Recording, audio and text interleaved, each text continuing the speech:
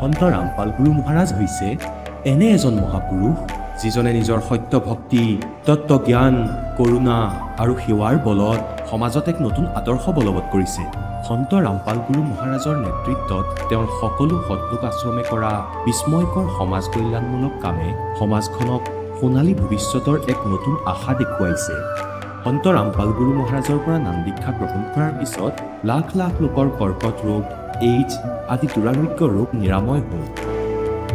সন্তজনাৰ জ্ঞানৰ পৰা অনুপ্ৰাণিত হৈ তেওঁৰ অনুগামীসকলে লাখ লাখ ইউনিট ৰক্তদান কৰে।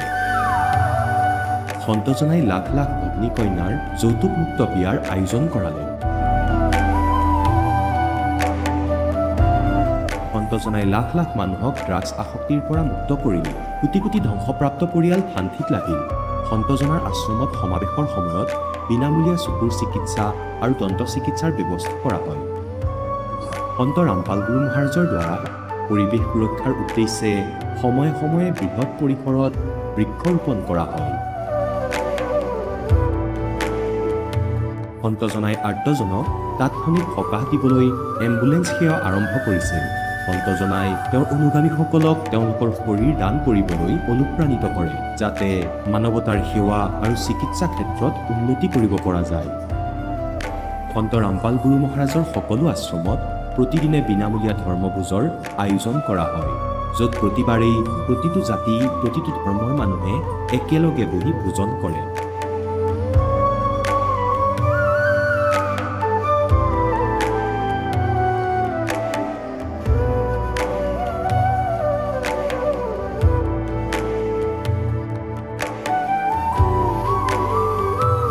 সন্ত ৰামপাল গুৰু মহাৰাজৰ আশ্ৰমত সহস্ৰাধিক বৃদ্ধ বৃদ্ধাই শ্ৰদ্ধা আৰু মৰমেৰে জীৱন যাপন কৰাৰ সুযোগ পায়। তেওঁলোকৰ থকা খোৱাৰ আৰু স্বাস্থ্যৰ সম্পূৰ্ণ দায়িত্ব সন্ত ৰামপাল গুৰু মহাৰাজে বহন কৰে।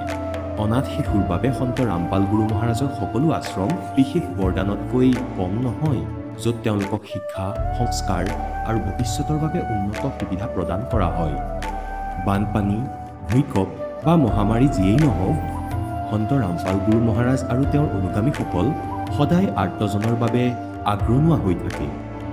কোভিড মহামাৰীৰ সময়ত সন্ত ৰামপাল গুৰু মহাৰাজৰ আশ্ৰমৰ পৰা কোটি কোটি লোকক খাদ্য, ঔষধ আৰু জীৱন ৰক্ষক সামগ্ৰী যোগান ধৰা হৈছিল।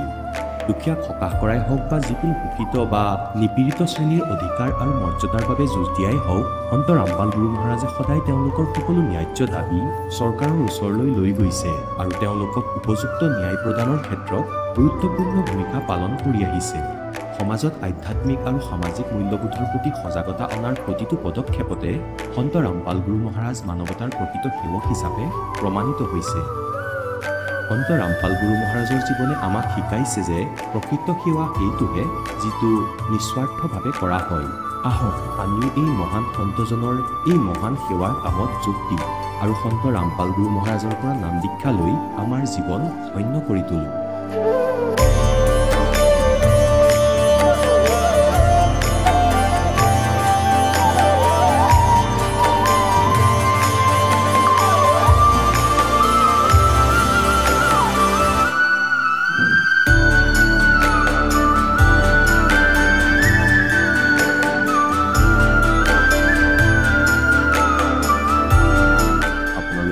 পৰিয়ালৰ সৈতে সৎলোক আশ্ৰমলৈ আন্তৰিকতাৰে আমন্ত্ৰণ জনোৱা হয়।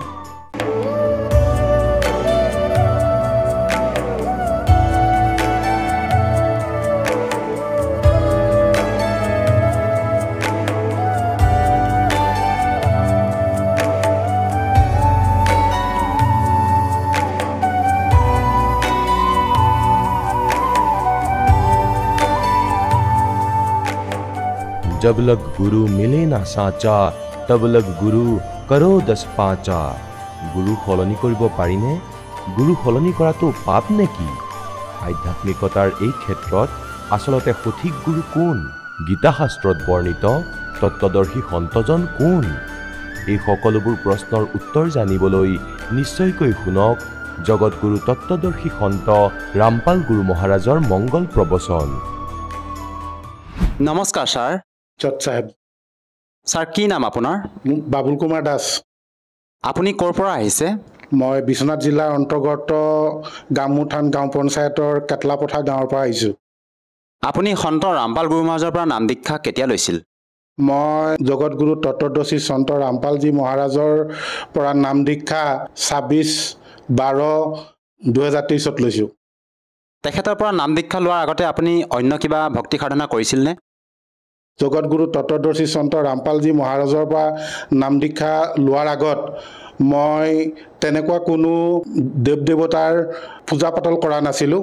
এইটো কাৰণে কৰা নাছিলোঁ যে যিবিলাক আমাৰ সমাজত বৰ্তমান প্ৰচলিত যিবিলাক প্ৰথা প্ৰচলিত সেই মানে প্ৰথাবিলাক মোৰ মনোগ্ৰাহী নাছিলে।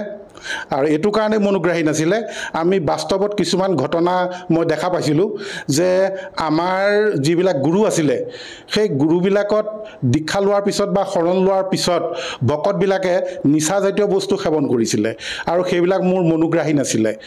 তাৰ উপৰিও আমাৰ মন্দিৰবিলাকত বা তীৰ্থস্থানসমূহত বা যিসকল ব্যক্তি তীৰ্থস্থানত ভ্ৰমণ কৰিবলৈ গৈছিলে বা তীৰ্থস্থান চাবলৈ গৈছিলে আৰু মন্দিৰত যিবিলাক আমাৰ সামগ্ৰী জমা থোৱা হৈছিলে তেনেকুৱা মন্দিৰবিলাকত প্ৰায় আমি চুৰ হোৱা টিভি বা ছ'চিয়েল মিডিয়াৰ মাধ্যমত আমি দেখা পাইছিলোঁ বা তীৰ্থ ভ্ৰমণ কৰিবলৈ যোৱা কিছু কিছু ব্যক্তি আমি ছ'চিয়েল মিডিয়াত দেখা পাইছিলোঁ যে তেওঁলোক হয়তো দুৰ্ঘটনাত পতিত হৈ মৃত্যুগ্ৰহণ কৰিছে।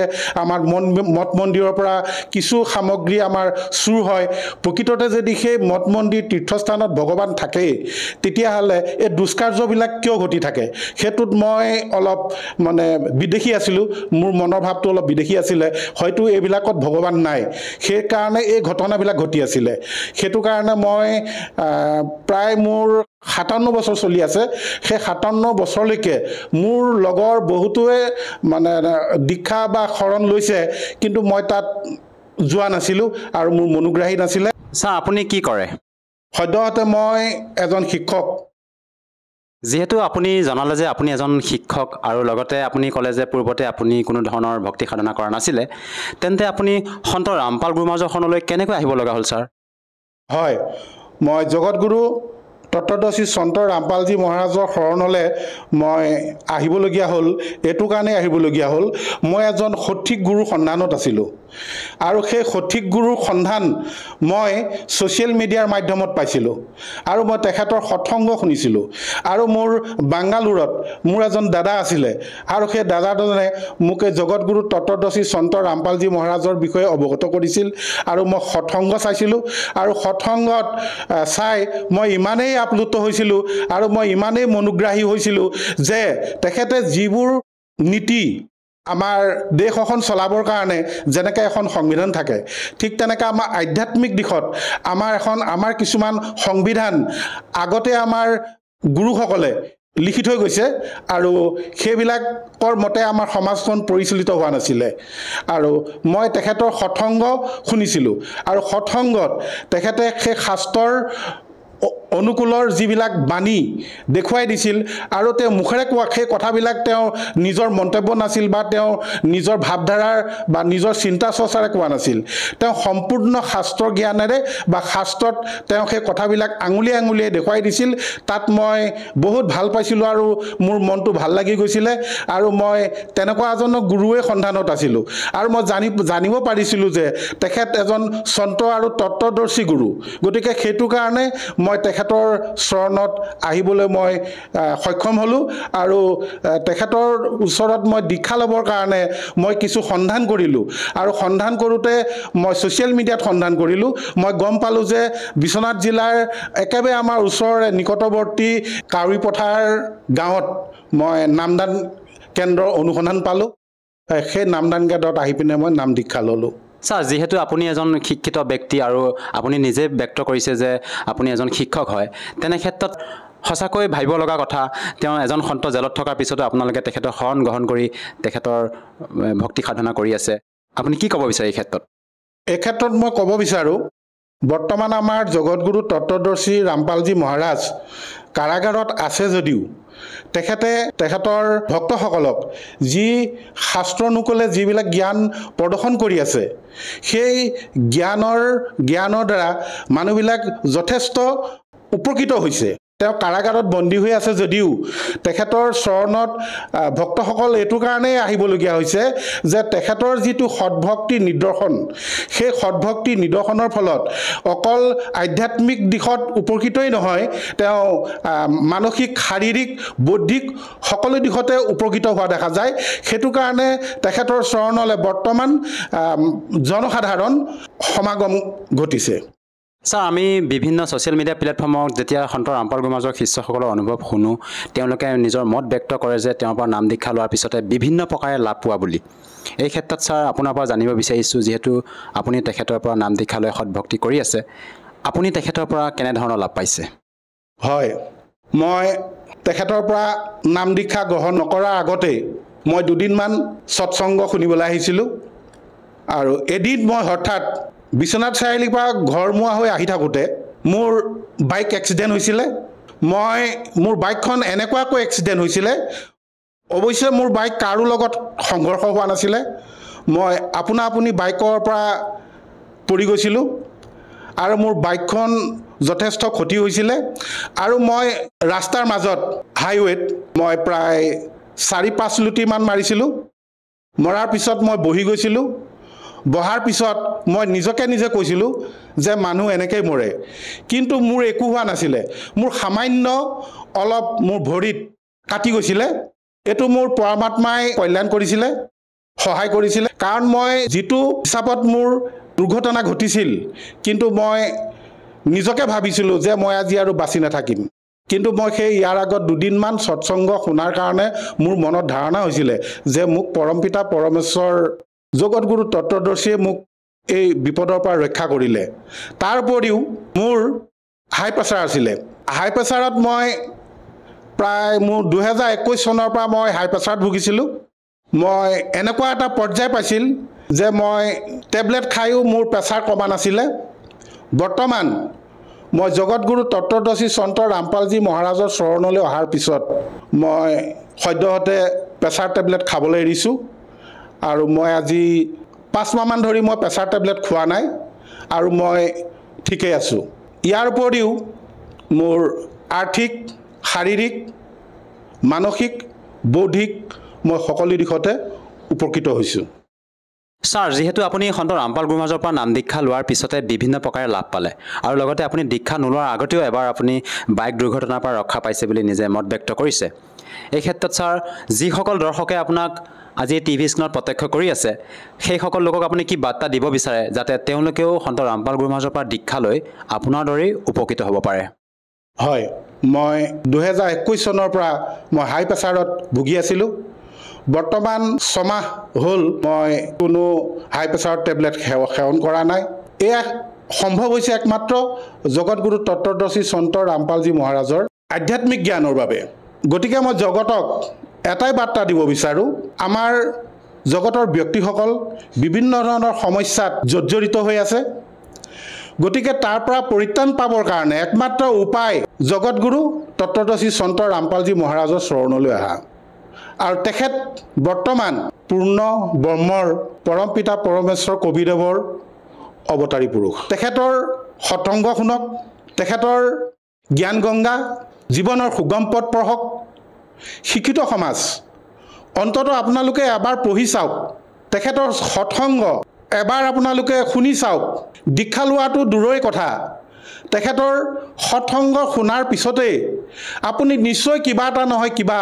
আপুনি উপকাৰ পাব জ্ঞান গংগা আপুনি এবাৰ পঢ়ক জীৱনৰ সুগম পথ আপুনি এবাৰ পঢ়ক সেই গ্ৰন্থসমূহত যিবোৰ কথা প্ৰতিপন্ন কৰিছে সেই কথাসমূহ আপোনালোকৰ প্ৰত্যেকৰ ঘৰত গীতা আছে কীৰ্তন আছে ভাগৱত আছে আপোনালোকে ৰিজাই চাওক গতিকে মই জগতক হাত জোৰ কৰি প্ৰাৰ্থনা কৰিছোঁ প্ৰাৰ্থনা জনাইছোঁ মই যেনেদৰে লাভান্বিত হৈছোঁ তেনেদৰে জগতৰ ব্যক্তিসকলো লাভান্বিত হওক জগতগুৰু তত্ত্বদৰ্শী ৰামপালজী মহাৰাজে আমাক ভগৱান হিচাপে তেখেতৰ শিষ্যসকলক আঙুলিয়াই দেখুৱাইছে যে কবি পৰমাত্মা ভগৱান আকাৰ আছে কবি পৰমাত্মা পৰমেশ্বৰ তেখেত যে ভগৱান বিভিন্ন শাস্ত্ৰত উল্লেখিত আছে গীতাত উল্লেখিত আছে কুৰাণত উল্লেখিত আছে বেদত উল্লেখিত আছে আনকি আমাৰ হিয়াৰ আমঠু শংকৰদেৱৰ ৰচিত গুৰু চৰিত্ৰত কবি পৰমাত্মা যে ভগৱান সেয়া উল্লেখিত আছে। আপোনালোকে পঢ়ি চাওক আৰু তেখেতৰ চৰণলৈ আহক। এয়াই মই জগতক মোৰ ক্ষুদ্ৰ জ্ঞানেৰে বাৰ্তা দিব বিচাৰিছোঁ। ছাৰ, যিহেতু আপোনালোকৰ গুৰু সন্ত ৰামপাল গুৰু মহাৰাজ হাৰিয়ানা প্ৰান্তৰ নিবাসী হয়, তেনে ক্ষেত্ৰত ছাৰ আমি অসমৰ পৰা যদি নাম দীক্ষা ল'ব বিচাৰোঁ, কেনেকৈ ল'ব পাৰিম ছাৰ? হয়, জগতগুৰু তত্ত্বদৰ্শী ৰামপালজী মহাৰাজৰ উদ্যোগত নাম দীক্ষা লোৱাটো একেবাৰে সহজ। আপোনাৰ হাতত মোবাইল আছে, আপোনাৰ ঘৰত দূৰদৰ্শন যন্ত্ৰ আছে, আপুনি সৎসংগ শুনিব বা মোবাইলত আপুনি জগতগুৰু তত্ত্বদৰ্শী সন্ত ৰামপালজী মহাৰাজৰ সৎসংগ বুলি আপুনি চাৰ্চ কৰক। যদি আপুনি অসমীয়াত চাৰ্চ কৰে অসমীয়াত সৎসংগ পাব, হিন্দীত চাৰ্চ কৰিলে হিন্দী সৎসংগ পাব। আৰু সেই সৎসংগসমূহৰ তলত কিছুমান নম্বৰ আহি থাকে, সেই নম্বৰসমূহত আপোনালোকে কল কৰক। কল কৰিলে নিশ্চয় আপুনি আপোনাৰ নিকটৱৰ্তী নামদান কেন্দ্ৰটো সন্ধান পাব আৰু তাত গৈ আপোনালোকে বিনামূলীয়াকৈ নাম দীক্ষা ল'ব পাৰিব। ধন্যবাদ থাকিল ছাৰ। ধন্যবাদ। এতিয়া জগতগুৰু তত্ত্বদৰ্শী সন্ত ৰামপাল গুৰু মহাৰাজৰ সৎসংগৰ মাধ্যমেৰে সেই অদ্বিতীয় আধ্যাত্মিক জ্ঞানৰ বিষয়ে জানি লওঁ, যাৰ মাধ্যমেৰে আপোনালোকেও প্ৰাপ্ত কৰিব পাৰিব এনেকুৱা আধ্যাত্মিক, মানসিক আৰু ভৌতিক সুখ যি এতিয়ালৈকে কেৱল আপোনালোকে মীৰাবাই, ধ্ৰুৱ, প্ৰহ্লাদ আদি কেইজনমান ভক্তৰ জীৱন কথাতহে শুনিছে। এতিয়া শুনক তত্ত্বদৰ্শী সন্তৰ সৈতে শাস্ত্ৰ অনুকূল ভক্তি সৎসংগ, এনেকুৱা অদ্বিতীয় আধ্যাত্মিক জ্ঞান যাৰ প্ৰমাণ আছে সকলো ধৰ্মৰ সকলো পবিত্ৰ শাস্ত্ৰত। এতিয়া পৰমাত্মাই কি কৈছে? पर भी लेन जात है दुनिया हमरा জ্ঞান কিনে না শুনিয়া। সেই কৰবাত কুম্ভ মেলাত হয়তো কোনোবাই গা ধুবলৈ যায়, কোৱা হয় যে পুৱা 2:10 স্নান আৰম্ভ হ'ব আৰু সেয়া 1 ঘণ্টালৈকে থাকিব আৰু সেই সময়ত যে গা ধুব তেওঁৰ উদ্ধাৰ হ'ব। তোমালোকে শবাৰ স্নান কৰিলা, এতিয়াও উদ্ধাৰ হোৱা নাই, দুখতে আছা। আৰু তোমালোকতকৈ আগতেতো সেই পানীত সেই জীৱ জন্তুবোৰে গা ধুই আছে, সিহঁতৰ এতিয়া কি হ'ব? সিহঁতে কি পাৰ হৈ যাব? মূৰ্খ সাজিছে আপোনালোকক। पर भी लेन जात है दुनिया हमरा ज्ञान किने ना सुनिया। गोते गोते पर है भारम गंगा जमुना गए केदार। কয় যে তালৈ গৈ ডুব মাৰা, যিমান বাৰ ডুব মাৰিবা সিমান পাপ গোটাই ল'বা। গোতে গোতে পঢ়ে ভাৰম, ইয়াৰ পৰা তালৈ খোজকাঢ়ি গলা, তাত কিমান পাপ লাগিল। আৰু গংগাত 4 বাৰ বুৰ মাৰিলে তাৰ পৰা পাপ বেলেগে জমা হ'ব। গংগাত গা ধোৱা কেৱল স্নানৰ লাভ আছে, কিন্তু আধ্যাত্মিক লাভ একেবাৰেই নাই। এইটো এক নিৰ্মল জল সতলোকৰ পৰা আহিছে, সিয়াটো খাবৰ কাৰণে।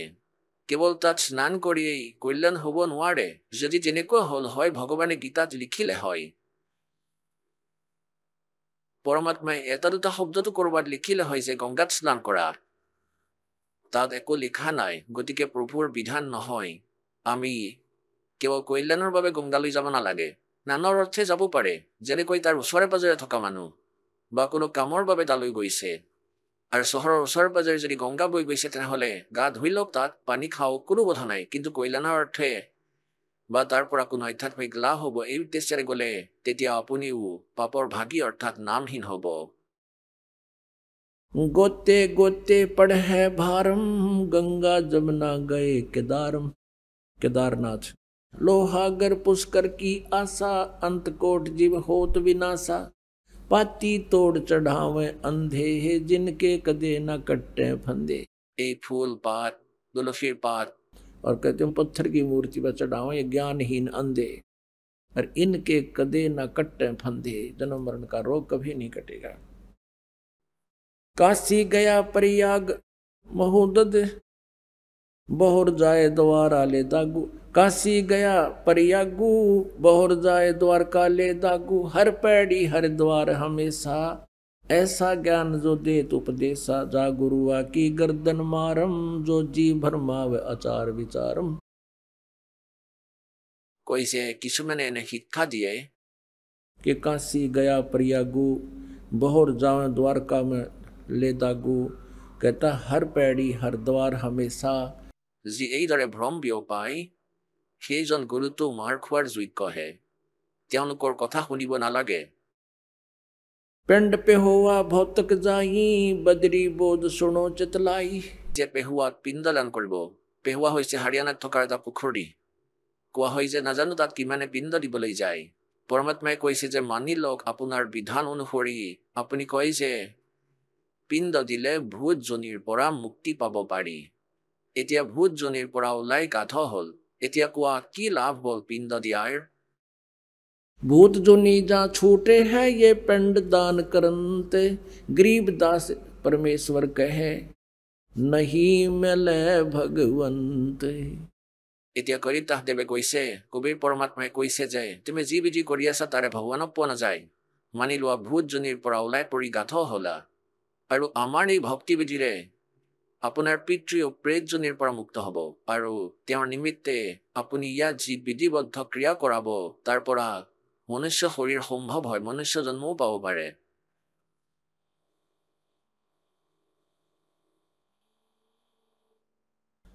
पिंड पे हुआ भौतक जाई बदरी बोध सुनो चितलाई। सरजू कर स्नान हजू मम अंत कोट जीव घाली दुम। সৰুজু নদীত গা ধুৱে। কয় যে সকলোতে আপুনি পাপৰ ভাগী হৈ আছে, পুণ্য একেবাৰেই নাই। पिंड प्रदान मुक्ति ना होई भूत जुनी छूटत है लोई। পিণ্ডদান কৰিলে তোমাৰ বা তোমাৰ পিতৃৰ মুক্তি নহ'ব, ভূতজনীৰ পৰা অৱশ্যে এৰা পৰিব। भूत योनि जा छूटे है पिंड दान करंते। गरीब दास जिंदा कहे नहीं मिले भगवंत। जगन्नाथ के दर्शन जाही वो काली प्रतिमा भवन के माही। বহুতে জগন্নাথৰ দৰ্শন কৰিবলৈ যায়। কোৱা হয় যে তাত এটা ক'লা অপৰিষ্কাৰ মূৰ্তি ৰখা আছে। সেই মহলত সেই ঘৰত তাৰ পৰা মুক্তি হ'ব। गोमती और गोदावरी नहाही 68 तीर्थ का फल पाई।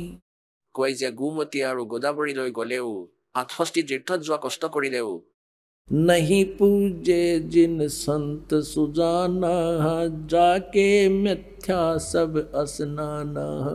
যিয়ে পৰম সন্তৰ পূজা কৰা নাই, তেওঁৰ সেৱা কৰা নাই, তেওঁৰ শৰণলৈ যোৱা নাই, তেন্তে সেই আপোনাৰ সকলোবোৰ ক্ৰিয়া ব্যৰ্থ। আৰু এটা কথা পৰমাত্মাই লগতে কৈছে যে के मेले ठेले जाइयो मेले भड़ा मिलाप। पत्थर पानी पूज त्या कोई साधु संत मिल जात। এতিয়া কি কয় যে আপুনি এই ধাৰ্মিক স্থানলৈ গৈ থাকক যেতিয়ালৈকে আপুনি যথাৰ্থ জ্ঞান নাপায়। কাৰণ ধৰ্মদাসো ঘূৰি ফুৰিছিলে আৰু পৰমাত্মা তাক গৈ পালে। এতিয়া মানুহে যেতিয়া তীৰ্থস্থানলৈ যায় কিছুদিনৰ বাবে আজৰি পায়, সময় উলিয়াই তালৈ যায়।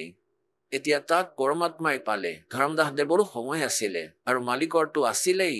যদি কাৰোবাৰ ঘৰলৈ গৈ মালিকে এই জ্ঞান দিলে হয়, 1 মিনিটো সময় নাই তেওঁলোকৰ। শুনি আছো ক'ব এইটো বস্তু লাগে, দোকানত আছে, যা লৈ আহ, আৰু দি দিয়ে। হয়, এতিয়া কওক এনেকৈ তাত কোনেও নুশুনে। গতিকে তাৰ পৰা তেওঁ ফ্ৰী হৈ যায়। তেতিয়া পৰমাত্মাই কয় যে এনেদৰে তুমি ঘূৰি ফুৰিবা, কিন্তু লাভ একো নহয়। এটা লাভ হ'ব পাৰে, তাক পাথৰ পানীত পূজা কৰি থকা কোনো সাধু সন্তক পাব পাৰা। কোনো পুণ্যাত্মা সাধু সন্ত পৰমাত্মাই পঠিওৱা বা ভক্ত যদি পোৱা তোমাৰ জীৱন উদ্ধাৰ হ'ব। এতিয়া পুণ্যাত্মাসকল যেনেকৈ এতিয়া ভগৱানে পদ্ধতি সলনি কৰিছে, কাৰণ এয়া আধুনিক কলিযুগ। ইয়াত এই যি যন্ত্ৰৰ মহিমা বেছি হ'ব আৰু এই কাৰণেই পুথি চপাই আমি সমাজলৈ পঠাই আছো। পৰমাত্মাই দিয়া জ্ঞানক আৰু শাস্ত্ৰ অনুকূল বিধি। এবাৰ হৰিদ্বাৰত এই ভক্তই নিঃশুল্ক সেৱা কৰিবলৈ গৈছিলে পুথি বিতৰণৰ বাবে। আৰু তাত বহুতো ভক্তই পুণ্যাত্মাই হাজাৰ হাজাৰ পুথি কিনিছিলে। হৰিদ্বাৰত তেওঁলোক গৈছিলে অৰ্থহীনভাৱে। কুম্ভ মেলা আছিলে। এতিয়া তেওঁলোক ইয়ালৈ আহি আছে সেই পুথিবোৰ পঢ়ি আৰু ইমান দুখ প্ৰকাশ কৰি আছে, হে ভগৱান আমাৰ চকু মুকলি হ'ল। আমাৰ জীৱন নষ্ট হৈ আছিলে আৰু শ্ৰদ্ধা বহুত আছিলে। নাজানো কিমান ঠাই আমি গ'লো, আৰু এই কিতাপ আমি তাত পালো। এতিয়া তেওঁ মালিকৰ কাৰণে তালৈ গৈছিলে আৰু মালিকো তালৈ গৈ পালে পুস্তকৰ মাধ্যমেৰে। मालिकर वैक्ष ज्ञान संवाद पाई गोल ताते। तो ऐसे परमात्मा कहते मेला ठेला जाइयो मेले बड़ा मिलाप है, और इन पत्थर पानी पूजता कोई साधु संत मिल जाते। और अन्यथा ताले जोৱাৰ কোনো লাভ নাই, তাত তোমাৰ বহুত হানি হৈ আছে। কি হানি হৈছে? जगन्नाथ के दर्शन जाही वो काली प्रतिमा भवन के माही, वह जगदीश न पावे किस ही जगन्नाथ जो घट घट बस ही। পৰমাত্মাই কৈছে সেই জগন্নাথ, সেই জগদীশ যাক তোমালোকে পোৱা নাই, যি তোমালোক সকলোৰে ভিতৰত বিদ্যমান আছে। যেনেকৈ সূৰ্য আকাশত থকাৰ পিছতো প্ৰত্যেক কলহৰ ভিতৰত তাৰ প্ৰতিবিম্ব আৰু তাৰ দ্বাৰা তাৰ নিৰাকাৰ শক্তি উষ্ণতা প্ৰত্যেকৰ ভিতৰত বিদ্যমান আছে। গতিকে কৈছে সেই জগন্নাথ অৰ্থাৎ সমগ্ৰ সৃষ্টিৰ স্বামী, জগন্নাথ মানে জগতৰ স্বামী, তেওঁক তোমালোকে পোৱা নাই। তেওঁক পালেহে তোমালোকৰ কল্যাণ হ'ব। गोमती गोदावरी जाही 68 तीर्थ का फल पाही। তোমালোকে কৈছা গোদাবৰী আৰু গোমতী 68 তীৰ্থৰ ফল পায়, তেন্তে আকৌ আন ঠাইত কিয় ঘূৰি ফুৰা? তেন্তে গোমতীলৈ গুচি যোৱা একে ঠাইলৈ। পৰমাত্মাই কয় नहीं पूजे जिन संत सुजाना, जाके मिथ्या सब असनाना। कोट यज्ञ असमेघ कराही, संत चरण रज नहीं तुलाही। कोट गौ नित दान जो देही, एक पलक संतन पर विलेही। धूप दीप और जोग जुगंता, कोट ज्ञान क्यों कथ है मिथ्या। जिन जान्या ना पद का भेऊ, जाके संत ना रहे बटेऊ। तीर्थ व्रत करे जो प्राणी, तिनकी छूटत है नहीं खानी। अब 14 नौमी 12 व्रतम, जिनसे जमजोरा नहीं डरतम। এতিয়া তোমালোকে যি সাধনা কৰি আছা এই সকলোবোৰ 14 নৱমী 12 ব্ৰত करे एकादशी संजम सोई, करुआ चौथ गदेरी होई। 8 सातें करे कंदूरी, नीच के घर हो सूरी। कहे जो करुआ चौथ कहानी, तास गदेरी निश्चय जानी। दुर्गा देवी भैरो भूता, रात जगावे होए जो पूता। करे कढ़ाई लपसी नारी, बूढ़े वन सदा समेत घर बारी।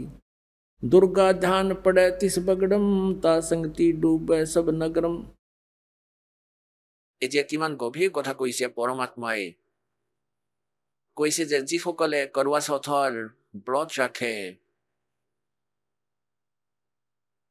কৰোৱা চৌথৰ ব্ৰত কিয় ৰাখে? এই কাৰণেই যে তেওঁৰ স্বামী দীৰ্ঘায়ু হওক। এজনী ভনীয়ে কৈছিলে যে যেতিয়া নাম লৈছিলে এই জ্ঞানেৰে চকু মুকলি হ'ল তাইৰ। তাই কৈছিলে মই কৰোৱা চৌথৰ ব্ৰত ৰাখিছিলো, সেইদিনাই মোৰ স্বামীৰ মৃত্যু হ'ল।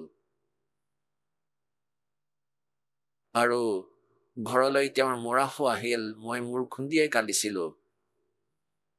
সেই পৰমাত্মাই ক'লে এইবোৰ তোমাৰ মনে সজা আৰু লোকবেদৰ কাহিনীহে মাত্ৰ, এইবোৰৰ পৰা একো লাভ নহ'ব।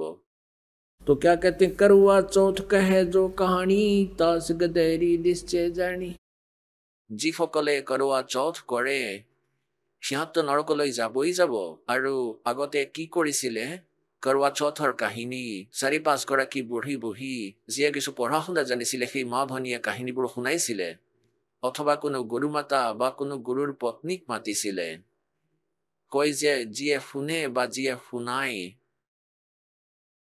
करुआ चौथ कहे जो कहानी, तास गदेरी निश्चय जानी। নিশ্চয় ঘাটি হ'ব। এয়া পৰমাত্মাৰ আদেশ। গতিকে এই কুকৰ্ম কৰিব নালাগে, শাস্ত্ৰ বিৰুদ্ধ সাধনা। दुर्गा ध्यान पड़े तिस बगरम, ता संगति डूबे सब नगरम। ओए होए। এতিয়া য'তেই দুৰ্গাৰ জাগৰণ হয়, কয় যে তাৰেই সংগ সমগ্ৰ চুবুৰী, সেই কলনী সেই ঘৰ চুবুৰী সমগ্ৰ ডুবি যাব। কেনেকৈ ডুবিব? কাৰণ তেওঁলোকৰ গোৱা বা বজোৱাৰ যি পদ্ধতি সেয়া মনৰ খাদ্য।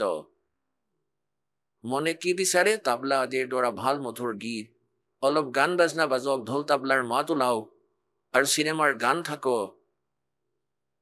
গতিকে সেই ঠাইৰ যি জাকজমকতা, তাৰ ব্যৱস্থা দেখি, তাত থকা গান বাজনা আৰু আকৰ্ষণৰ বস্তু দেখি সাধাৰণ মানুহ আকৰ্ষিত হয়। আৰু প্ৰাণীৰ এটা স্বভাৱ আছে, যেতিয়ালৈকে আমি তত্ত্ব জ্ঞানেৰে পৰিচিত নহওঁ, কোনোৱে যেনেকৈ মংগলবাৰৰ ব্ৰত ৰাখে আৰু তাক কোনোবাই কয় যে শুক্ৰবাৰো ৰাখিব লাগে, বহুত লাভ হয়, তেওঁ শুক্ৰবাৰেও আৰম্ভ কৰি দিয়ে। কিন্তু তেওঁ নাজানে যে তাৰ পৰা লাভ কি হ'ব। এবাৰ ইয়ালৈ এজনী ভনী আহিছিলে, তেওঁক তেওঁৰ ভনীয়ে যিয়ে ইয়াত নাম লৈ থৈছিলে তেওঁ লৈ আনিছিলে। তেওঁ বেলেগ ঠাইত বিয়া হৈছিলে, তেওঁৰ বেলেগ ঠাইত। তেওঁক লৈতো অনা হ'ল ঠিকেই। তেওঁ ক'লে যে মই শুক্ৰবাৰৰ ব্ৰত ৰাখোঁ। তেওঁৰ ভনীয়ে কিয় লৈ আহিছিলে ইয়ালৈ? কাৰণ তাইৰ স্বামীয়ে মদ খাইছিলে। মদ খাই তাইক বহুত দুখ দিছিলে, মাৰপিট কৰিছিলে, ঘৰৰ পৰা উলিয়াই দিছিলে মদৰ নিচাতেই। তেওঁ শোক লগাই ভিতৰত শুই গৈছিল আৰু তাই ঠাণ্ডাত বাহিৰত থিয় হৈ আছিলে গোটেই ৰাতি। ইমান দুখত ৰাখিছিলে আৰু তাইক লৈ অহা হৈছিলে যাতে তাই নাম লয়, ভগৱানে তোমাৰ শুনিব, মদ খোৱাও এৰি দিব পাৰে। এতিয়া মই আনক কোৱাৰ দৰে তাইকো ক'লো যে এই ব্ৰত ৰাখিব নালাগে, এইবোৰ নালাগে ৰাখিব। তাই ক'ব ধৰিলে যে মই শুক্ৰবাৰৰ ব্ৰত ৰাখোঁ আৰু সেইটো মই সম্পূৰ্ণ কৰিম, 16টা ৰাখিব লাগে। আৰু তাইৰ যি কাহিনী সেয়া তাইৰ ভনীয়েকে আগতেই কৈ দিছিলে যে গিৰিয়েকে মদ খাই আহি তাইক পিতে সন্ধিয়া আহি। মই তাইক ক'লো, ভনী এটা কথা কোৱাচোন, কৰৱা চৌথৰ ব্ৰত, ইয়াৰ আঁৰত কি কথা আছে? কেনেকুৱা, কিয় ৰাখে এই ব্ৰত? মই জানিছিলো। তাই কি ক'লে যে এজনী ভনীৰ স্বামী বিদেশলৈ গুচি গৈছিল নিজৰ জীৱিকাৰ বাবে। কি ঘৰ নহা হ'ল, পাহৰি গ'ল ঘৰৰ কথা, বহুদিনলৈ নাহিলে। যেতিয়া তাই মাতাই দৰ্শন দিলে, সন্তোষী মাতাই, আৰু এনেকৈ ক'লে, তুমি মোৰ 16 শুক্ৰবাৰৰ ব্ৰত ৰাখা, তোমাৰ স্বামী ঘূৰি আহিব। তেওঁ শুক্ৰবাৰৰ ব্ৰত ৰখা আৰম্ভ কৰিলে। 16 নম্বৰ শুক্ৰবাৰৰ যি ব্ৰত আছিলে, সেইদিনাই তেওঁৰ স্বামী ঘৰলৈ উভতি আহিল। তাই আনন্দিত হ'ল। মই ক'লো, পুত্ৰী তুমি বহুত সৰল। তাইৰ স্বামীটো গুচি গৈছিলে, ঘূৰি আহিলে ভাল কথা, আৰু তোমাৰ স্বামী সদায় ঘৰলৈ আহি তোমাৰেই হাৰ ভাঙে, তথাপিও তুমি ব্ৰত ৰাখা। তুমিতো এইটোহে ক'ব লাগিছিল যে দুদিন যদি নাহে তেনেহ'লে ভাল কথা। এনেকুৱা ব্ৰত বিচাৰি লোৱা যাৰ ফলত দুদিন ঘৰলৈ নাহে। গতিকে আমি নাজানো এই ব্ৰত কিয় ৰাখিব লাগে। আমি নাজানো যি ঔষধ খাই আছো তাৰ ৰিয়েকশ্যন হ'ব নে একশ্যন হ'ব। এতিয়া মালিকৰ এটা বাণী আছে যে दुर्गा जहान पड़े जिस बगड़म ता संगति डूबे सब नगरम। যেনেকৈ কাৰোবাৰ ঘৰত দুৰ্গাৰ জাগৰণ হয়, তেতিয়া চুবুৰীয়া বা অন্য ব্যৱসায়ীসকলেও এনেকৈ কয় যে আমাৰো কৰাই দিয়ক জাগৰণ, আমিও এটা জাগৰণ কৰাওঁ, কাৰণ আমি দেখাত দেখে কৰাওঁ, কাৰণ ভগৱানৰ জ্ঞানটো আমাৰ নায়েই। আৰু সকলোবোৰ যোগাৰ কৰি গান বাজনা বজায়, এইবোৰ সকলো ধৰণৰ এট্ৰেকশ্যন হয়। এতিয়া তাত কি আছিলে, এদিন এই দাসেও সুযোগ পালে জাগৰণৰ এক সৰু নিদৰ্শন পোৱাৰ।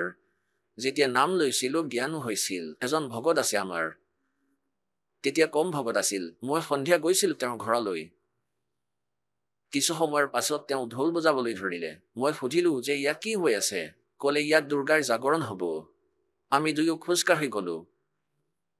গৈ থাকোঁতে দেখিলো যে ঘৰখনৰ চোতালত এটা তম্বু তৰা আছে আৰু তাত দুৰ্গাৰ সেই জাগৰণ আৰম্ভ হৈছিল। তাত এজন বিশেষ গায়কক জাগৰণৰ বাবে মাতি অনা হৈছিলে আৰু তেওঁৰ বাবে বেলেগকৈ তম্বুৰ ব্যৱস্থা কৰা আছিলে। গৰম দিন আছিলে আৰু তাতে আৰম্ভ কৰি দিছিলে, সাৰে বলো জয় মাতা দি, আগলে বলো জয় মাতা দি, পিছলে বলো জয় মাতা দি, मैं नहीं सुनिया জয় মাতা দি। সি এবাৰ এনেকৈ ক'লে, मैं नहीं सुनिया, সকলোৱে জনেৰে কোৱা জয় মাতা দি। এতিয়া তেওঁ এনেকৈ কৰি কৰি সাৰে বলো জয় মাতা দি টেণ্টলৈ সোমাই গ'ল। তেতিয়া মোৰ লগৰজনে ক'লে, আহক আপোনাক দেখুৱাওঁ। আমি টেণ্টৰ ওচৰলৈ গ'লো আৰু বাহিৰৰ পৰা পৰ্দা আঁতৰাই চালো। প্ৰথমতেতো তাত গান গাই থকা দেখিছিলো। আকৌ সি সিফালে গ'ল। সেই পৰ্দাৰে মনে মনে চালো সি কি কৰি আছে। সি তাত মদ উলিয়াই ল'লে, আধা বটল মদ আলমাৰীৰ পৰা, আৰু সোপা খুলি বটলটোৰ পৰা গিলাচ দুটাত বাকিলে আৰু সেইখিনি গিলিয়ে ক'বলৈ ধৰিলে, मैं नहीं सुनिया। এতিয়া তুমিনো কেনেকৈ সুধিবা, তুমিতো মদ খাইছা। मैं नहीं सुनिया सारे बोलो। हे भगवान की হ'ব। अब परमात्मा कहते हैं दुर्गा ध्यान पड़े तिस बगड़म ता संगति डूबे सब नगरम। এতিয়া পৰমাত্মাই ধৰমদাস দেৱক সৃষ্টি ৰচনা শুনালে। কি ক'লে? धर्मदास ये जग बोराना, कोई न जाने पद निर्वाणा। यही कारण मैं कथा पसारा, जग से कहिए एक राम नियारा। জ্ঞান নেত্ৰহীন অন্ধ লোকে এওঁলোকৰেই পূজা কৰে, ব্ৰহ্মাদেৱ, বিষ্ণুদেৱ আৰু শিৱৰ। যেনেকৈ এতিয়া আপোনালোকক কৈছিলোঁ, শিৱপুৰাণত প্ৰমাণ দেখুৱালো যে এওঁ কৈছে কালে ব্ৰহ্মা আৰু বিষ্ণুক যে তোমালোক ভগৱান নহয়, তোমালোকে নিজকে স্বামী ঈশ্বৰ মানি লৈছা, এয়া বহুত ভুল কৰিছা। তোমালোকৰ এই ভ্ৰান্তি গুচাবলৈ মই এই ৰণস্থানলৈ আহিছোঁ।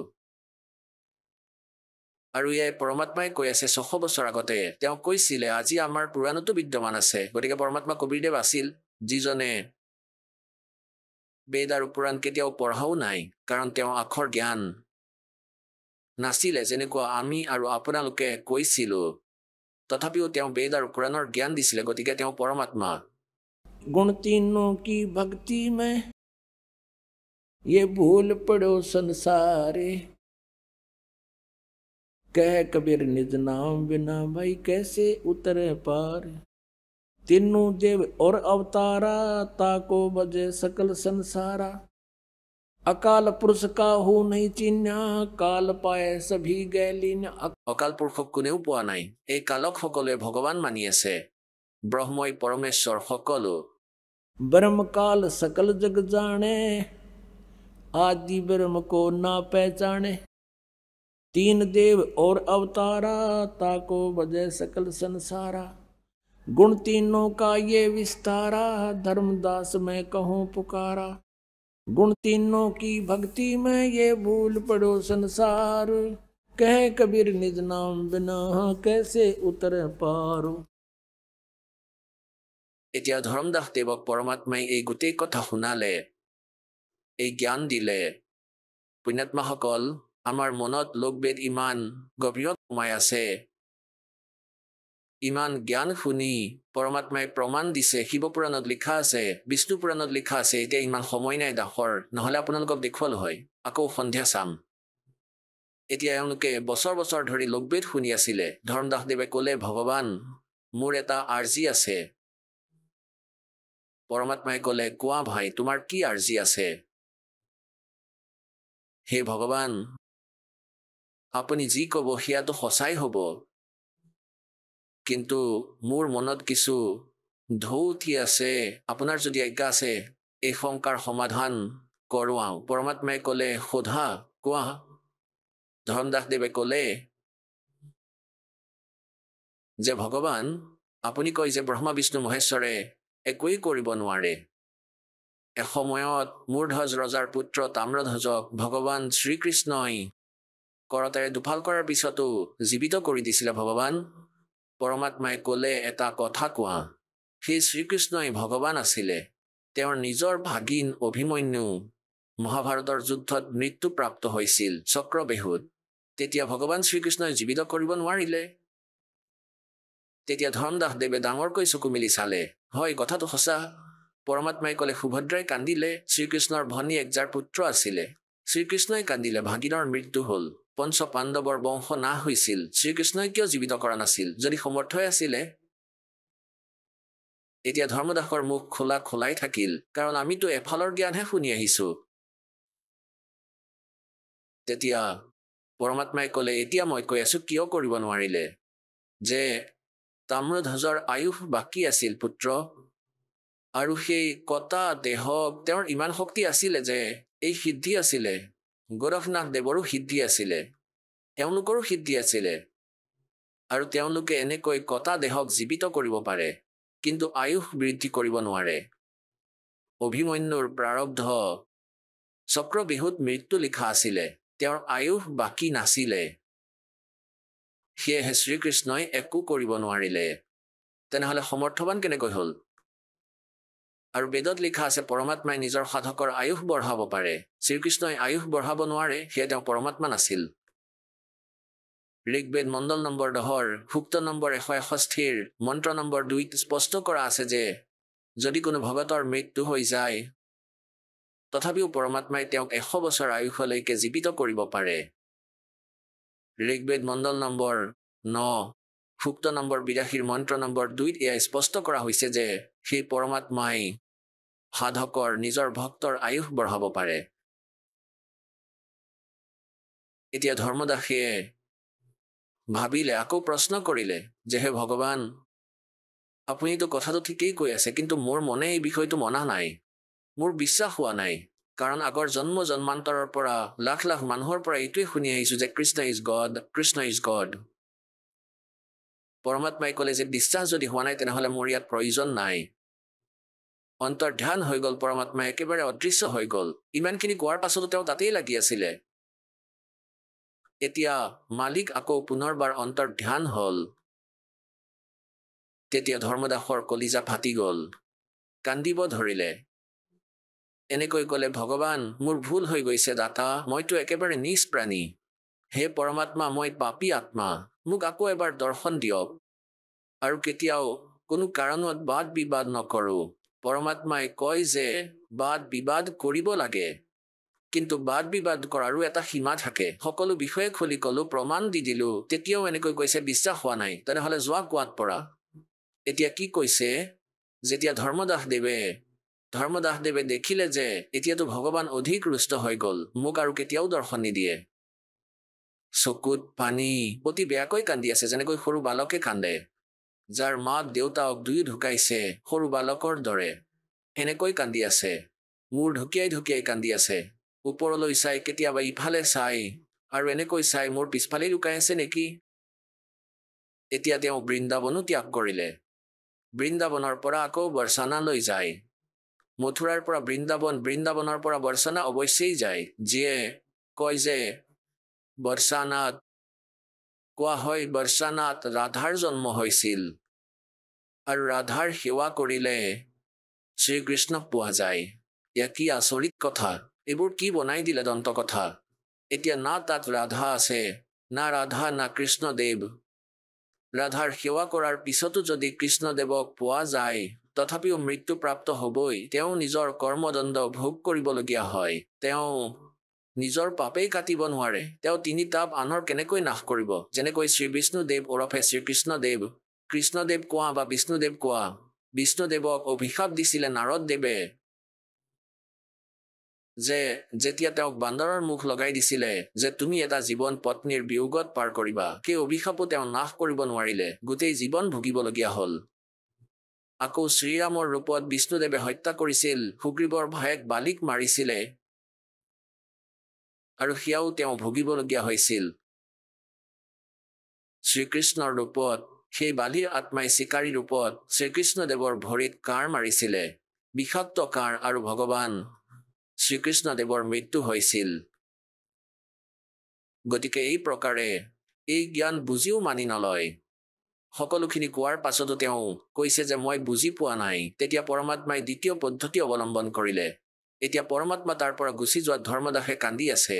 তামাৰোৱত ধৰ্মনি নাগৰ কাহা গয়ে মেৰে সুখ কে সাগৰ। এতিয়া যেনেকৈ পুণ্যাত্মাসকল, আপুনি কোনো এচি ৰুমত বহি আছে আৰু কাৰেণ্ট গুচি গ'ল, তেতিয়া চাব ঘামি জামি কেনেকুৱা অৱস্থা হৈ যায়।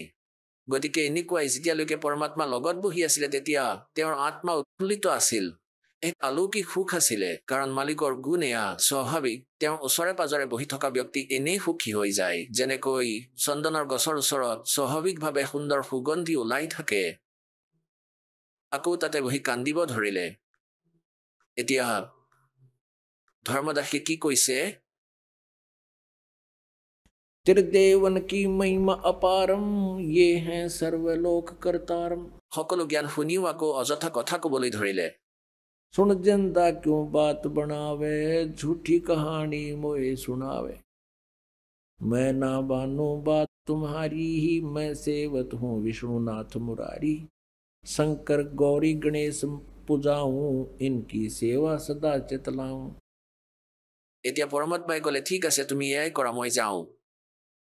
এতিয়া তেওঁ বুজি পাই গ'ল যে কি কৰিলো মই। এনেকুৱা পৰিস্থিতি হৈ গ'ল যেনেকুৱা এচি ৰুমত বহাৰ পিছত কাৰেণ্ট গুচি গ'লে হয় আৰু চাৰিওফালে বন্ধ হৈ পৰে। तामारोवत धर्मनि नागर कहाँ गए मेरे सुख के सागर। तावालीन भये निर्बानी, मगन रूप साहेब सैलानी। পৰমাত্মা হঠাৎ অন্তৰ ধ্যান হৈ গ'ল। तावा रोवत धर्मनी नागर कहाँ गए मेरे सुख के सागर। अधिक वियोग हुआ हमसे ती जैसे निर्धन की लुट जा खेती। যেনেকৈ দুখীয়া মানুহে অতি কষ্টৰে খেতি কৰে আৰু সেয়া যদি কোনোৱে লুটি লৈ যায় তেতিয়া তেওঁ সম্পূৰ্ণ এটা বছৰ ভোকত থাকিব লগা হয়। তেওঁ দূৰ ভৱিষ্যতৰ কথা মনত পৰে, মৰিম, ল'ৰা ছোৱালীও মৰিব। এতিয়া কৈছে আজি মোৰ এনেকুৱা কষ্ট হৈছে যেনেকুৱা এজন দুখীয়া মানুহৰ কোনোৱে শস্য চুৰ কৰি লৈ যায়, শস্য তুলি লৈ গ'লে হয়। হে ভগৱান, আপোনাৰ পৰা বিচ্ছেদ হৈ মোৰ তেনেকুৱাই আভাস হৈ আছে। ऐसा वियोग हुआ हमसे ती जैसे निर्धन की लुट जा खेती। कल्प करे और मन में रोवे दसों दिशा को वो मग जोवे। কান্দি কান্দি গৈ থাকিল মথুৰাৰ ফালে, নহয় বান্ধৱগড়ৰ ফালে। कल्प करे और मन में रोवे दसों दिशा को वो मग जोवे। কেতিয়াবা ইফালে চালে, কেতিয়াবা ওপৰলৈ চালে যে ভগৱান আকৌ আকাশত নাইতো, মোৰ পিছফালেতো লুকাই যোৱা নাই। আকৌ বিচাৰিব ধৰিলে। আমি এনেকুৱা মূৰ্খ যিয়ে বিচাৰি বিচাৰি হেৰুৱাই পেলাওঁ। এনে অৱস্থা আমাৰ। कल्प करे और मन में रोवे दसों दिशा को वो मग जोवे। এতিয়া ধৰ্মদাসদেৱে কি কৈছে? हम जाने तुम देह स्वरूपा हमारी बुद्धि अंधगर कूपा। হে ভগৱান, আমিতো আপোনাক আমাৰ নিচিনা সাধাৰণ শৰীৰৰ বুলি ভাবিছিলো। আমাৰ বুদ্ধিটো অন্ধ কুৱাৰ দৰে মালিক। আমাৰ ভিতৰত কোনো জ্ঞান নাই। हम तो मानुष रूप तुम जान्या सुन सतगुरु का किया पियाना। হে ভগৱান, আমিতো আপোনাক এজন মানুহ বুলি ভাবিছিলো, মনুষ্য। হে পৰমাত্মা, আপুনি কলৈ গুচি গ'ল? এবাৰ কৈ দিয়ক, মই সেই ঠাইলৈ আহি যাম। और क्या कहते हैं, बेग मिलो कर हूं अपघाता मैं ना जीऊं सुनो विधाता। মোক সোনকালেই লগ কৰক মালিক। আপোনাক যদি লগ নাপাওঁ মই জীয়াই থাকিব নোৱাৰো, কিয়নো এই সাধনাটো মই কৰিব নোৱাৰো। এইটো ক্লিয়াৰ হৈ গ'ল, এয়াতো বৰবাদ হোৱাৰহে কথা, আৰু পিছৰ জ্ঞান মই নাপালো। बेगी मिलो शीघ्र मिलो कर हूं अपघाता नहीं मिले तो मैं आत्महत्या करूंगा। मैं ना जीऊं सुनो विधाता अगम ज्ञान कुछ मोहे सुनाया मैं जीऊं नहीं अवगत राया। এনেকুৱা জ্ঞান শুনালে দাতাই এতিয়া জীয়াই থাকিব পৰা নাই। तुम सतगुर अवगत अधिकारी मैं नहीं जानी लीला थारी। तुम अवगत अविनाशी साई फिर मोको कब मिलो गुसाई। আহক আমি এতিয়া সেই শ্ৰদ্ধালুসকলৰ অনুভৱবোৰ জানো যিসকলে জগতগুৰু তত্ত্বদৰ্শী সন্ত ৰামপাল গুৰু মহাৰাজৰ পৰা দীক্ষা প্ৰাপ্ত কৰিছে তথা তেওঁ কোৱা ভক্তি মাৰ্গ এওঁলোকে অৱলম্বন কৰি আছে। নমস্কাৰ ছাৰ। নমস্কাৰ ছাৰ। ছাৰ কি নাম আপোনাৰ? মহম্মদ চিৰাজ খান। মহম্মদ চিৰাজ খান, আপুনি ক'ৰ পৰা আহিছে? জিলা গয়া বিহাৰৰ পৰা আহিছোঁ। মহম্মদ চিৰাজ খান, আপুনি সন্ত ৰামপালদেৱ মহাৰাজৰ পৰা নাম দীক্ষা কেতিয়া ল'লে? 2013ত লৈছোঁ। মহম্মদ চিৰাজ খান, আপুনি সন্ত ৰামপালদেৱ মহাৰাজৰ শৰণলৈ অহাৰ আগতে আপুনি কি ভক্তি সাধনা অথবা ইবাদত কৰিছিলে? মহম্মদন সমাজৰ পৰা মই জড়িত হোৱাৰ বাবে পূৰ্বপুৰুষসকলে কৰাৰ দৰে নামাজ পঢ়িছিলোঁ, ৰোজা ৰাখিছিলোঁ, বকৰি ঈদ পালন কৰিছিলোঁ, মহৰম পালন কৰা এইবোৰ কৰিছিলোঁ। আৰু মই এজন পীৰ ধৰিছিলোঁ। সন্ত ৰামপালদেৱ মহাৰাজৰ আগতে মই 2টা পীৰ ধৰিছিলোঁ। মই মুছলমান ধৰ্মৰ হোৱাৰ বাবে মুছলমান ধৰ্মৰ সাধনা ভক্তি কৰিছিলোঁ। তেন্তে কি কাৰণে আপুনি সন্ত ৰামপালদেৱ মহাৰাজৰ শৰণলৈ আহিলে? হয় ছাৰ, এইকাৰণেই আহিলোঁ যে যিজন পীৰৰ সৈতে মই জড়িত আছিলোঁ, যাৰ চৰণত আছিলোঁ, তেওঁ কিবা এনেকুৱা লাগিল যেন কিবা ভুল আছে। তাৰ পিছত এজন সন্ত ৰামপালদেৱ মহাৰাজৰ শিষ্য আছিল, তেওঁৰ লগত কথা বতৰা হৈছিলে। গতিকে এনেকুৱা হ'ল যে এমাহমান এনেদৰেই চলি থাকিল। মই নিজৰ জ্ঞান কৈ থাকিলোঁ আৰু তেওঁ যিজন সন্ত ৰামপালদেৱ মহাৰাজৰ শিষ্য, তেওঁ জ্ঞান চৰ্চা কৰি আছিলে আৰু অসুৰ নিকন্দন ৰামায়ণী কৰিছিলে আৰু সন্ধিয়া আৰতি কৰিছিলে। গতিকে ময়ো শুনিছিলোঁ আৰু সন্ত ৰামপালদেৱ মহাৰাজৰো জয় জয়কাৰ কৰিছিলে আৰু ময়ো মনত ৰাখি ল'লোঁ। তেতিয়া মই ভাবিলোঁ যে ময়ো কৈ চাওঁ, ময়ো জয় জয়কাৰ কৰিছিলোঁ, সন্ত ৰামপালদেৱ মহাৰাজৰ জয়, কবিৰ পৰমাত্মাই জয়, এই ধৰণে মই মনত ৰাখিছিলোঁ। যেতিয়া কৰিছিলোঁ এনেকুৱা লাগিছিল যেন ভিতৰৰ পৰা বহুত শক্তি পাই আছোঁ। তাৰপিছত লাহে লাহে এনেকুৱা লাগিল যেন মই আৰু বেছিকৈ কওঁ, এনেকৈয়ে কোৱা আৰম্ভ কৰি দিলোঁ। তাৰপিছত এদিন কি হ'ল যে ডিউটিলৈ গ'লোঁ, এনেই এখন কিতাপ, কবিৰ পন্থৰে এখন কিতাপ পঢ়ি আছিলে। তাৰপিছত মই সেইখন উঠাই, ইমানটো পঢ়া শুনা নাই গতিকে চাই আছিলোঁ কি লিখা আছে ইয়াত। তাৰপিছত সন্ত ৰামপালদেৱ মহাৰাজৰ শিষ্যজন আহিল, ক'লে সৎ চাহেব ভাই। তেতিয়া ময়ো ক'লোঁ সৎ চাহেব। তেতিয়া ক'লে যে ভাই তুমি এইখন কিতাপ পঢ়িবা নেকি? আমি কিতাপ দিওঁ, পঢ়িবা। মই সুধিলোঁ কি কিতাপ? ক'লে জ্ঞান গংগা আছে। মই সুধিলোঁ আৰু কিবা? হৰি আহিছিল হৰিয়ানালৈ, এনেকৈ কিতাপৰ নাম ক'লে। তেতিয়া ক'লোঁ মোক দি দিয়ক। এনেইতো মই পঢ়া শুনা কৰা নহয়, তথাপিও মোক দি দিয়ক, মই চাই ল'ম। তাৰপিছত ঘৰলৈ লৈ আহিলোঁ। যেতিয়া মই ঘৰলৈ লৈ আহিবলৈ ওলাইছিলোঁ, যেতিয়া তেওঁ দিছিলে, সন্ত ৰামপালদেৱ মহাৰাজৰ শিষ্যই কৈছিলে যে ভাই তুমি এইখন কেৱল কিতাপ বুলি নাভাবিবা, এয়া আপোনাৰ আল্লাহ গৈ আছে লগত। তেতিয়া মোৰ সম্পূৰ্ণ বিশ্বাস হৈ গ'ল ভগতদেৱ সেই সময়ত যে যি কৈ আছে সকলো সঁচা কৈ আছে। মোৰ এনেকুৱা অনুভৱ হৈছিলে। ঘৰলৈ লৈ আহিলোঁ, পঢ়া শুনা কৰা নাছিলোঁ, তথাপিও এনেই চাই আছিলোঁ। আমাৰ ঘৰৰ মানুহে, মোৰ ঘৈণী আছিলে আৰু ল'ৰা ছোৱালীয়ে ঠাট্টা কৰি আছিলে যে দেউতাইতো পঢ়িব নাজানে, আজি কিতাপ পঢ়ি আছে। মই ক'লোঁ যে হ'ব, কোনো ডাঙৰ কথা নহয়, মোৰ ভাল লাগিছে, মই চাই আছোঁ। আগতে মই শুনিছিলোঁ যে যেতিয়া কবিৰ পন্থৰ মানুহে এনেকৈ কৈ আছিলে এনেকুৱা কথা, এইটো কৰিব লাগে, ময়ো সেনেকুৱাই কৰিব ধৰিলোঁ। এনেকুৱা কৰিব লাগে, এনেকুৱা কৰিব লাগে, আৰু এনেকৈ কৰি কৰি মই পঢ়িব পৰা হ'লোঁ। লাহে লাহে পঢ়িব ধৰিলোঁ। প্ৰথমে পঢ়িব ধৰিলোঁ সৃষ্টি ৰচনাখন। সৃষ্টিৰ ৰচনা পঢ়াৰ পিছত মোৰ এনেকুৱা লাগিল যে আৰে এনেকুৱা ইমান ভাল জ্ঞান ক'ত আছিলে? মানে অন্তৰৰ পৰা আত্মাই কান্দিব ধৰিছিলে পঢ়াৰ সময়ত। তেতিয়া মই মোৰ পত্নীক ক'লোঁ যে এতিয়াতো মই তেওঁৰ শৰণলৈ যামেই, আৰু অলপ চাই লওঁ। এনেদৰে এমাহ পাৰ হ'ল। ইয়াৰ আগতে মোৰ ল'ৰাটো অসুস্থ হৈ গৈছিলে। আমি মুম্বাইত আছিলোঁ, মই চিলাই কাম কৰিছিলোঁ, মুম্বাইত আছিলোঁ। তাৰ আগতে 1-2 দিন পিছত যেতিয়া কিতাপখন আনিলোঁ, তাৰে 1-2 দিন পিছতে মোৰ ল'ৰাটো অসুস্থ হৈ গ'ল। ভগতদেৱ সন্ত ৰামপালদেৱ মহাৰাজৰ শিষ্যই কিতাপখন দিয়াৰ সময়ত কৈছিলে যে ভাই যদি তোমাৰ তাত ডাঙৰ সমস্যা আহে তেতিয়া এওঁক প্ৰাৰ্থনা কৰিবা, দণ্ডবত কৰি, তেতিয়া আপোনাৰ সমস্যা দূৰ হ'ব। তেতিয়া মনত পৰিল। তেতিয়া মই দণ্ডবত কৰিলোঁ সন্ত ৰামপালদেৱ মহাৰাজক। কিতাপত থকা ফটোখন এনেদৰে খুলি দিলোঁ আৰু দণ্ডবত কৰিলোঁ যে মালিক আপুনিতো সকলো জানে, আমিতো অন্ধ হয়, নাজানো আপুনি কোন হয়, কিন্তু মই আল্লাহক বিচাৰোঁ। মই আগৰ পৰাই বিচাৰি আছোঁ, কিন্তু নাজানো আমি সঠিক জেগাতে আছোঁ নে ভুল জেগাতে আছোঁ, আপুনিয়ে জানিব।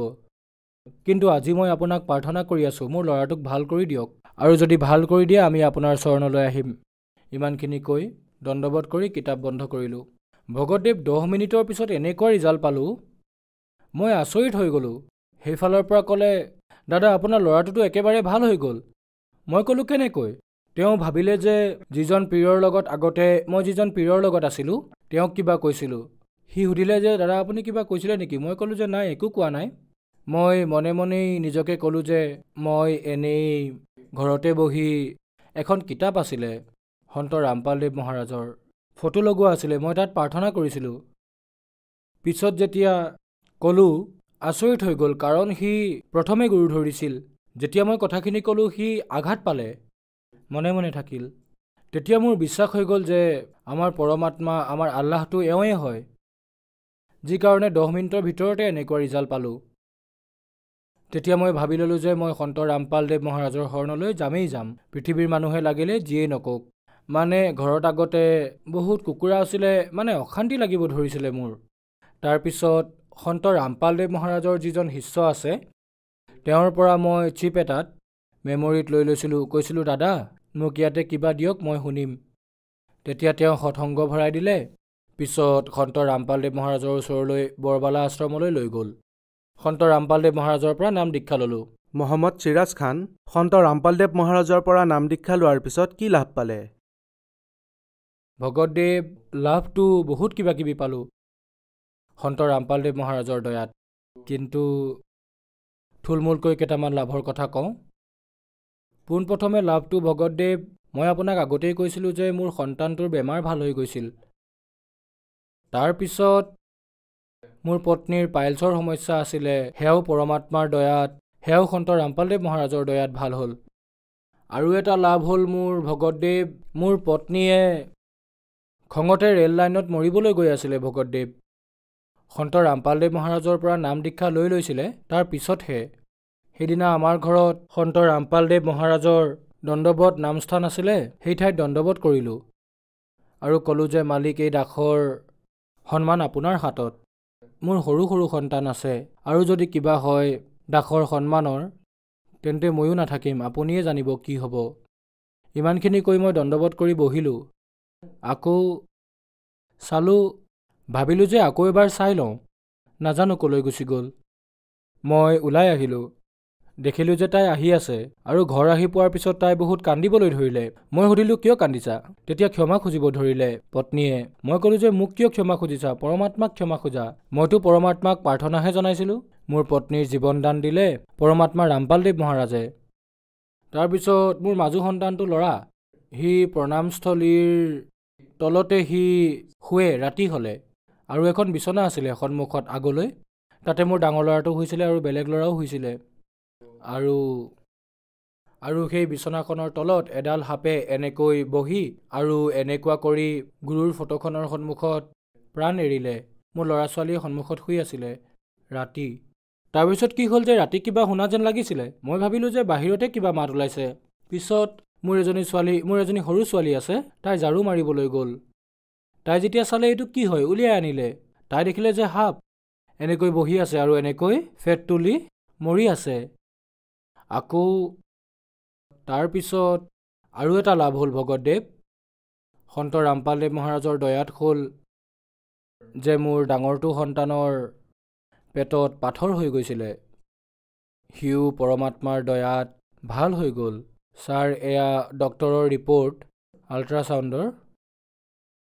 তেওঁলোকে আল্ট্ৰাছাউণ্ডত কৈ দিছিলে যে 2টা পাথৰ হৈ গৈছে, অপাৰেশ্যন কৰিবলৈ কৈছিলে। কিন্তু সন্ত ৰামপালদেৱ মহাৰাজৰ আশ্ৰমত প্ৰাৰ্থনা জনোৱাৰ বাবে পৰমাত্মা সন্ত ৰামপালদেৱ মহাৰাজৰ দয়াত মোৰ ল'ৰাটোৰ পাথৰৰ অপাৰেশ্যন কৰাব নালাগিল, সি নিজে নিজে ভাল হৈ গ'ল। মহম্মদ চিৰাজ খান, আপুনি কিবা নিচা কৰিছিলনে? হয়, মই বহুত নিচা কৰিছিলোঁ। যেতিয়া কাম কৰি আহোঁ, কানি খোৱা, কেতিয়াবা মদু খাইছিলোঁ নিজৰ বন্ধু বান্ধৱৰ লগত। গাঞ্জা, ভাং, বিড়ি, চিগাৰেট সকলো নিচা কৰিছিলোঁ। সন্ত ৰামপালদেৱ মহাৰাজৰ দয়াত যেতিয়া নাম দীক্ষা ল'লোঁ, তেতিয়া সকলোবোৰ নিচা এৰি দিলোঁ। আমাৰ সকলোবোৰ কষ্টও দূৰ হৈ গ'ল। আৰু আমাৰ সন্ত ৰামপালদেৱ মহাৰাজৰ দয়াত ইয়াত এক কথা মাতিও পৰমাত্মাৰ দয়াত হৈ গ'ল, সন্ত ৰামপালদেৱ মহাৰাজৰ দয়াত। মহম্মদ চিৰাজ খান, আপুনি সন্ত ৰামপালদেৱ মহাৰাজৰ পৰা নাম দীক্ষা ল'লে আৰু আপুনি মুছলিম সমাজৰ, তেন্তে কি সন্ত ৰামপালদেৱ মহাৰাজৰ পৰা নাম দীক্ষা লোৱাৰ পিছত আপুনি হিন্দু হ'ল নেকি? হয়, আমাৰ সন্ত ৰামপালদেৱ মহাৰাজে হিন্দু নবনায়। আমাৰ সন্ত ৰামপালদেৱ মহাৰাজে যি ধৰ্মতে আছে, যদি মুছলিম ধৰ্মত আছে তেন্তে মুছলিম ধৰ্মতে থাকক, কিন্তু নিজৰ গ্ৰন্থক চাওক আৰু গ্ৰন্থত যি ভক্তিবিধি আছে সেয়া কৰক। এয়াই আমাৰ সন্ত ৰামপালদেৱ মহাৰাজে কয়। হিন্দু গ্ৰন্থ থাকিলে তেতিয়া হিন্দু ধৰ্মৰ মানুহক কয় যে নিজৰ গ্ৰন্থৰ সৈতে তুলনা কৰি লওক, নিজৰ গ্ৰন্থই কি কৈছে সেইমতে ভক্তি কৰক। আমাৰ সন্ত ৰামপালদেৱ মহাৰাজে এয়াই কয়। সন্ত ৰামপালদেৱ মহাৰাজৰ পৰা নাম দীক্ষা কেনেকৈ ল'ব পাৰি? হয়, সন্ত ৰামপালদেৱ মহাৰাজৰ পৰা দীক্ষা লোৱাৰ বাবে আমাৰ টিভি চেনেলত যি প্ৰগ্ৰেম দিয়ে তেওঁৰ, তাৰে হালধীয়া শাৰী এটাত নম্বৰ আহে। সেই হালধীয়া শাৰীৰ পৰা নম্বৰ লৈ আপোনালোকে কোনোবা এটা ওচৰৰ চেণ্টাৰত যোগাযোগ কৰি নাম দীক্ষা লওক আৰু জীৱনৰ কল্যাণ কৰাওক। ধন্যবাদ ছাৰ। ধন্যবাদ।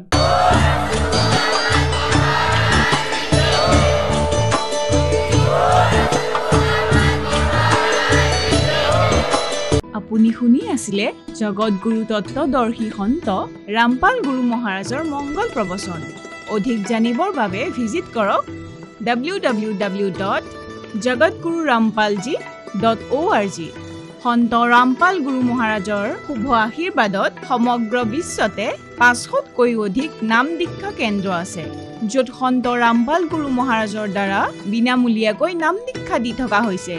আপোনাৰ ওচৰৰ নাম দীক্ষা কেন্দ্ৰৰ ঠিকনা জানিবলৈ সম্পৰ্ক কৰক 7082208528